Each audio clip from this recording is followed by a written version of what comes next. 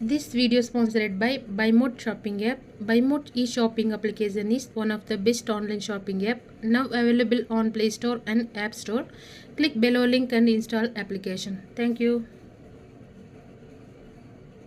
நம்ம இன்னைக்கு ரொம்ப டேஸ்டியான ட்ரெடிஷ்னலான பள்ளிப்பாளையம் சிக்கன் எப்படி செய்யறதுன்னு பார்க்க போறோம்.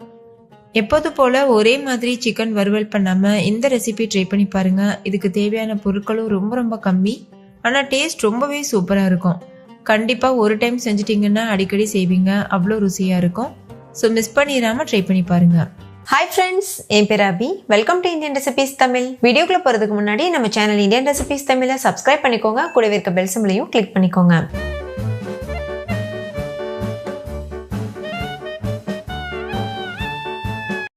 ஃபர்ஸ்ட் இந்த ரெசிபி பண்றதுக்கு ஒரு கடாய் சூடுபடுத்திக்கோங்க. அதுல 1/4 கப் அளவுக்கு நல்லெண்ணெய் சேர்த்துக்கோங்க.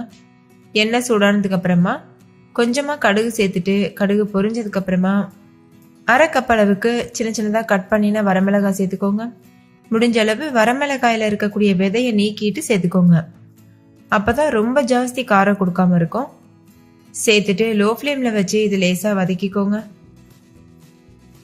மிளகாய் லேசா வறுபட்டதுக்கு அப்புறமா ஒரு கொத்து கருவேப்பிலை சேர்த்துக்கோங்க. கருவேப்பிலை நல்லா பொரியட்டும். கருவேப்பிலை பொரிஞ்சதுக்கு அப்புறமா இது கூட 2 கப் அளவுக்கு சின்ன வெங்காயம் தோல் உரிச்சிட்டு சின்ன சின்னதாக கட் பண்ணிட்டு சேர்த்துக்கோங்க. இந்த ரெசிபிக்கு சின்ன வெங்காயம் தான் நல்ல டேஸ்ட் கொடுக்கும்.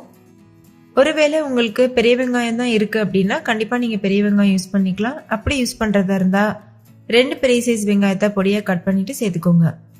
இது கூட கொஞ்சமா உப்பு சேர்த்து நல்லா வதக்கிடுங்க. வெங்காயம் நல்லா சாஃப்டா வெந்து வரணும், அது வரைக்கும் நல்லா வதக்கிக்கோங்க.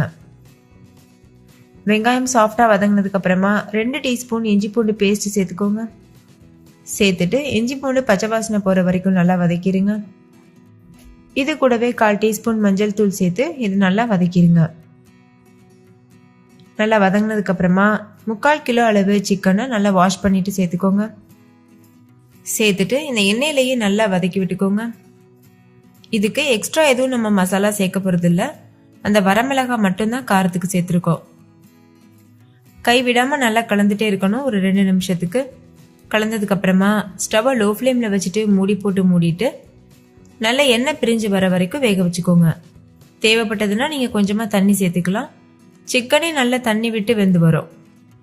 இப்போ மூடி போட்டு மூடியாச்சு. நம்ம கொஞ்சம் கூட தண்ணி சேர்க்கல, ஆனா எந்த அளவுக்கு தண்ணி விட்டு வந்திருக்கு பாருங்க. அதே மாதிரி மூடி போட்டு மூடிட்டு அப்படியே விட்டுறக்கூடாது. இடையில ஓபன் பண்ணி லேசா